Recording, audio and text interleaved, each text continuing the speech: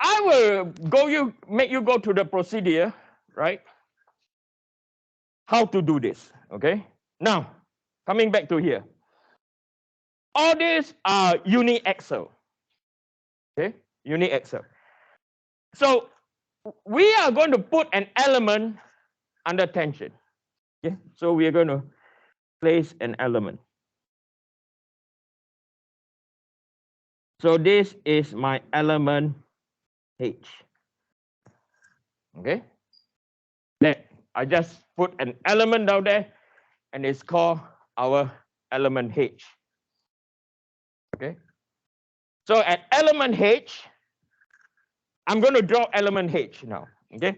So if I draw element H, it looks like this.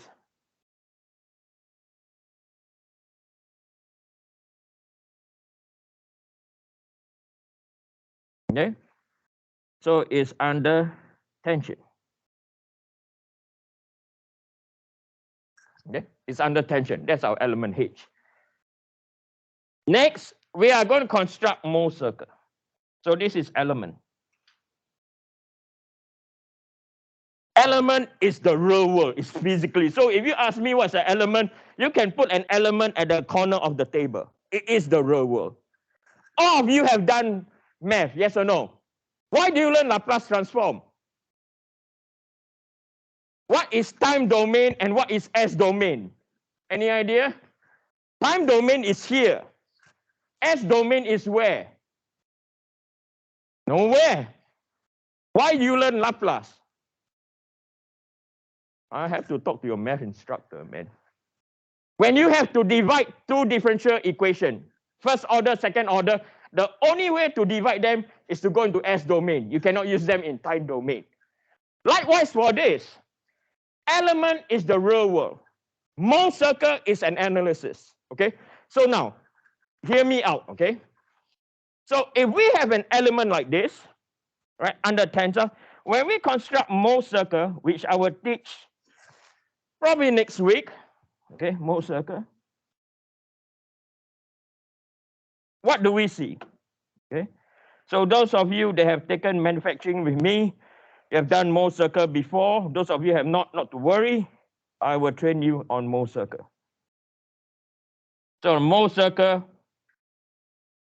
this is your normal stress, and your vertical,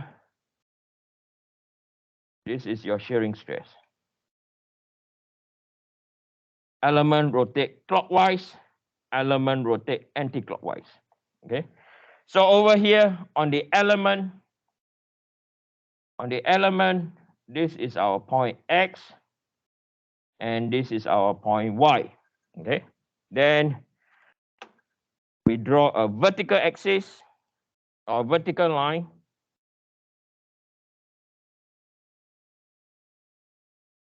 This is our stress X value.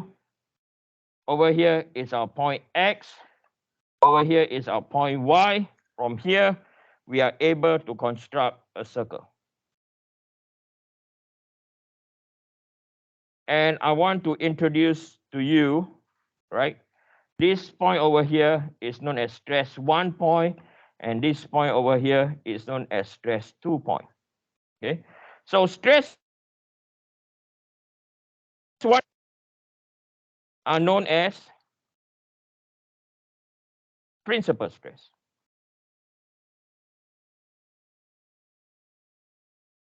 In principal stresses, the shearing stress is equal to what? 0.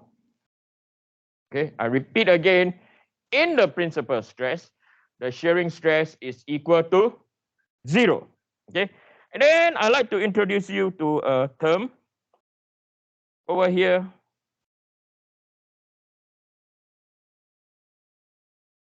This distance that we have, or this height that we have, this is known as our tau max. Okay, maximum allowable shear. Okay, so they have to plot this circle in tensile, in compression, and in what? Shear. What they are trying to identify are the principal stresses. Stress 1 and stress 2. Okay. Now, coming back to where we are now, all this value that you see over here, not the shear, this value that you see over here, okay, this is your principal stress.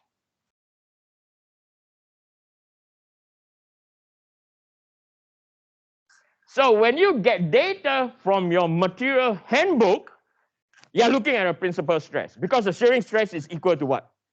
0. I repeat again, that is your what? Principal stress. Your shearing stress is equal to 0. Okay. Now, then we come back to our structure over here. Okay, we come back to our structure over here. Our structure, this is just an example. Okay, so now we are going to sketch element H on our structure. Okay, element H.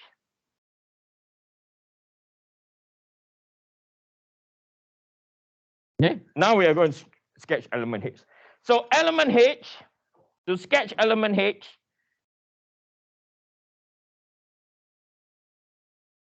right? We know element H, for example, has stress X. Element H also has what? A shear. Okay. Okay. So where we are now, okay, as I'm speaking now, you know how to find stress X, yes? You also know how to find the shear. Okay. So what you don't know how to find yet is this. Okay. What you don't know how to determine yet is this. If we go back to the formula, okay, you don't know how to determine, not don't know, we are not sure when it's combined, how to determine what is Px, what is My, what is Mz, what is Vy, what is Vz. Because so far, in your homework, we gave you that value, yes or no? Right? We gave you what is Mx, what is your My, or what is your Px. We gave you. Now, okay, so this week, I will give you a structure like this. You have to tell me what is the axial load, what is the moment in the y-axis, what is the moment in the z-axis, what is the shear stress in the y direction, sorry, shear force in the y direction, shear force in the z direction. You have to tell me. And I'm going to teach you a technique that's so easy to use. Okay, it's so easy to use. Okay, now coming back to here. Now we have an element. Question for you, is the element the same in terms of loading compared to the smaller element? It's not the same, yes or no? The smaller element is what? What? Directional. Our element, after analysis, is it unidirectional? It's not unidirectional. Okay. So we are again going to learn Mohs circle. Okay, we are going to learn Mohs. So this is our element now. Okay. Then we are going to construct Mohs circle. I'll teach you 2D, and then I'll teach you 3D. In real life, it's 3D Mohs circle. Okay, not 2D. But the foundation is 2D. Once you know how to do 2D Mohs circle, 3D Mohs circle is not a sphere. 3D Mohs circle means 3 circle. Okay, don't be afraid, oh shoot, Eugene is going to teach me how to draw a sphere. No. 3D Mohs circle is 3 circle. Okay, so now coming back to here. So from the element now, we are going to construct our Mohs circle. Okay, so our Mohs circle, normal stress, shear stress element rotate clockwise, below is anti-clockwise. This is our point X, this is our point Y. Okay, so I'm going to sketch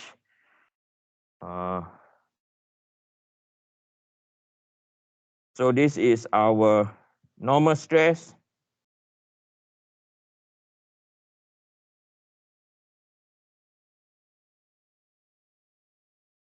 2, 4, 6.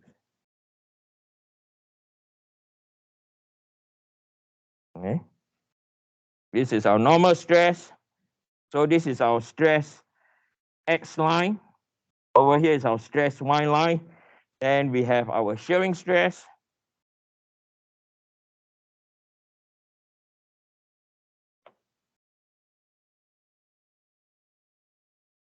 Okay. So for this case, over here, this is our point X. Later on, I'll teach you how to identify your point X and point Y. Okay. This is our point Y. Okay. So from here, we can also determine our average stress. So over here is exactly our average stress. Okay. So here to here, our stress average. And then from here, right? From here now, we can construct our Mohs circle now. Okay. So we can construct a Mohs circle.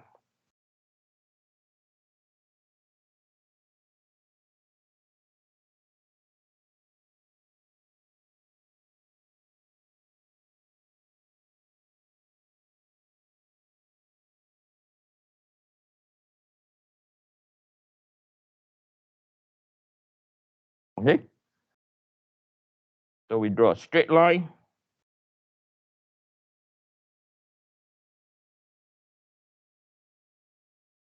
Okay. So this is a Mohs circle based on our analysis. Okay. And what we can find over here, our stress point A, and over here our stress point B. Okay.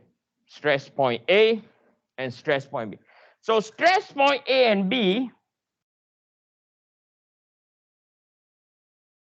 are the analysis principal stresses. Okay. Are the principal analysis principal stresses. So over here, what you realize is the shear stress is also equal to what?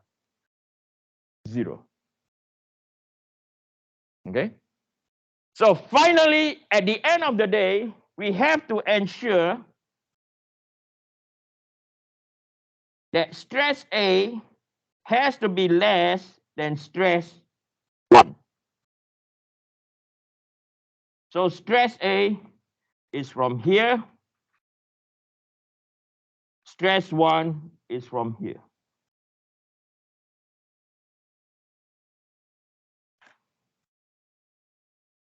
Right? Then you can compare. Because at stress A, do you have any shearing stress? Shear stress is equal to what? 0.